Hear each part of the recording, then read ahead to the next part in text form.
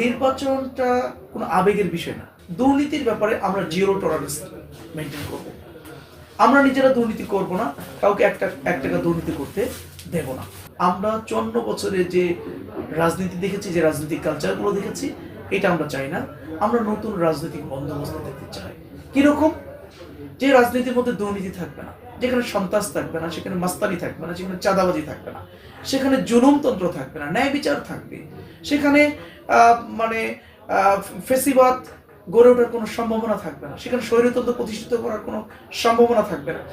রাজনৈতিক দল থাকবে, রাজনৈতিক নেতা থাকবে, রাজনৈতিক কর্মীরা থাকবে, তারা সবাই এক সমাজের মধ্যে বসবাস করবে, এক পাড়ার মধ্যে, এক মহল্লার মধ্যে বসবাস করবে, কিন্তু তাদের মধ্যে একটা ভালোবাসা থাকবে, সুন্দর একটা রাজনৈতিক কালচার তাদের মধ্যে থাকবে, ভালোবাসা থাকবে, সম্প্রীতি থাকবে, সৌহার্দ্য থাকবে, রাজনৈতিক প্রতিহিংসা তাদের মধ্যে থাকবে না। যে যার মতো রাজনীতি করবে, কিন্তু ওই সমাজের, ওই পাড়ার, ওই মহল্লার উন্নয়নের জন্য তারা এক হয়ে কাজ করবে।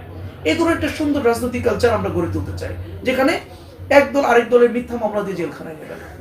এবং আমরা এই জন্যই বলেছি, এটা পরিবর্তন করতে হলে যেটা করার প্রয়োজন সেটি হলো মানুষের মানসিকতারও পরিবর্তন করতে হবে।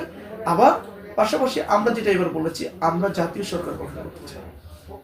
জনগণ যদি আমাদেরকে এককভাবে সংখ্যাগরিষ্ঠতা দিয়ে যদি আমাদের সরকার গঠনের সুযোগ করেও দেয়, তারপরও আমরা মনে করি আমরা এককভাবে রাষ্ট্র ক্ষমতায় যাব না। আমরা এই বাংলাদেশের সকল রাজনৈতিক সংগঠনগুলোকে সাথে নিয়ে আমরা সরকার গঠন করতে চাই, যেন এখানে সরকারি দল শুধু এককভাবে ক্ষমতার মসনদে থেকে সুযোগ সুবিধা নেবে, আর বিরোধী দল বঞ্চিত হওয়ার কারণে সে সরকারের শুধু বিরোধিতা করে যাবে। এই কালচার আমরা রাখতে চাই না। দুর্নীতির ব্যাপারে আমরা জিরো টলারেন্স মেনটেন করব। আমরা নিজেরা দুর্নীতি করব না, কাউকে এক টাকা দুর্নীতি করতে দেব না। রাষ্ট্রের পক্ষ থেকে জনগণের জন্য যা বরাদ্দ আসবে, আমরা বলেছি তা টু দ্য পয়েন্ট, একদম যতটুকু বরাদ্দ হবে ততটুকুই জনগণের কাছে আমরা পৌঁছে দেওয়ার দায়িত্ব গ্রহণ করবো ইনশাআল্লাহ। বিধবা মায়েরা, বিধবা বোনেরা, বিধবা ভাতার কার্ড তাদের প্রাপ্য, কিন্তু দেখা যায় এই কার্ডটা পেতে গেলেও তাদেরকে জনপ্রতিনিধির কাছে, রাজনৈতিক নেতাদের কাছে ধর্ণা দিতে হবে। আবার কখনো কখনো কাউকে নাকি এটার জন্য টাকাও গুনতে হচ্ছে। বয়স্ক বাবা এবং মায়েরা, তাদের হক হলো বয়স্ক ভাতার কার্ড পাওয়া। এই কার্ডটা পাওয়ার জন্য নেতাদের পেছনে, নির্বাচন প্রতিনিধির পেছনে তাদেরকে দৌড়াইতে হয়, অথচ তাদের হক হলো এটা পাওয়া। আবার এটা পাওয়ার জন্য কোনো ক্ষেত্রে, সব ক্ষেত্রে না, সব জায়গায় না, কিছু জায়গায় নাকি এটার জন্য তাদেরকে আবার টাকাও গুনতে হচ্ছে। আমরা চাই চিরতরে এগুলোর মানে এই দুর্নীতিটা উঠে যাক। যার হক তার কাছে পৌঁছে দিতে হবে। বিধবা বোনদের হক হল বিধবা ভাতার কার্ড পাওয়া, তাকে এই কার্ডটা পৌঁছে দিতে হবে, খুঁজে নিতে হবে কারা এটার হকদার।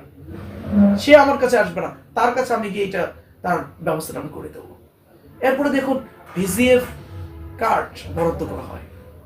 এই ভিজিএফ কার্ড বন্টন নিয়েও অনেক ধরনের দুর্নীতি কেনা হয়।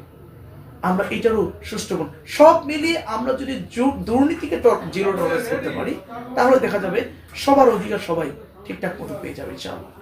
বেগম খালেদা জিয়া, তিনি কিন্তু আমার মুক্তির জন্য এবং আমার উপরে জুলুম নির্যাতনের তীব্র প্রতিবাদ কিন্তু প্রত্যেকটা সমাবেশে তিনি জানিয়েছিলেন।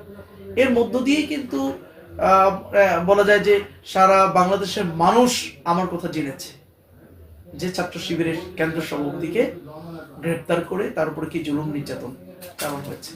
নির্বাচনটা কোনো আবেগের বিষয় না, এটা কিন্তু একটা বাস্তবসম্মত বিষয়, যে একটি ভোটের মাধ্যমে আগামী দিনের ক্ষমতার পালাবদল হবে, একটি ভোটের মাধ্যমে আগামী দিনে দুর্নীতি মুক্ত বাংলাদেশ হবে, একটি ভোটের মাধ্যমে আগামী দিনে এই জায়গায় মানুষের অধিকার প্রতিষ্ঠিত হবে, একটি ভোটের মাধ্যমে আগামী দিন মানুষের উপরে যে জুলুম নির্যাতন এগুলো বন্ধ হবে।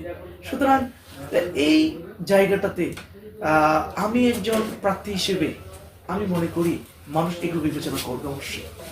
শুধু আবেগের বশবর্তী হয়ে এখানে মানুষ কাউকে ভোট দিবে বলে আমি বিশ্বাস করি না।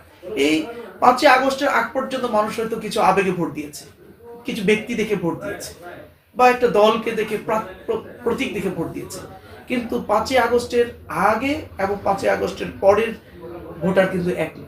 মানুষ এখন অনেক সচেতন, মানুষ কিন্তু পরিবর্তন চায়। মানুষ কিন্তু এখন চায় হলো যে কে আমার মৌলিক অধিকারগুলো আদায় করে দিতে পারবে, কে আমার জন্য কাজ করতে পারবে, কে আমার সেবকের ভূমিকা পালন করবে, কে আমার অধিকারগুলো আদায় করে দিবে, কে ঠাকুরগার উন্নয়নে কাজ করবে। আসলে বেসিক্যালি আপনি যদি বলেন যারা এখান থেকে ইতিপূর্বে এমপি নির্বাচিত হয়েছিলেন, যারা মন্ত্রী হয়েছিলেন, যেই দলের হোক না কেন, তারা মানে একেবারে বেস্ট, যদি আমরা খুব ফ্রি ফ্র্যাঙ্ক বলি, তার আসলে ঠাকুরগার কি ডেভেলপমেন্ট হয়েছে? আমরা কিন্তু দৃশ্যমান, জনগণ কিন্তু দৃশ্যমান কোনো ডেভেলপমেন্ট কিন্তু এখানে পায়নি, দেখতে পাচ্ছে না।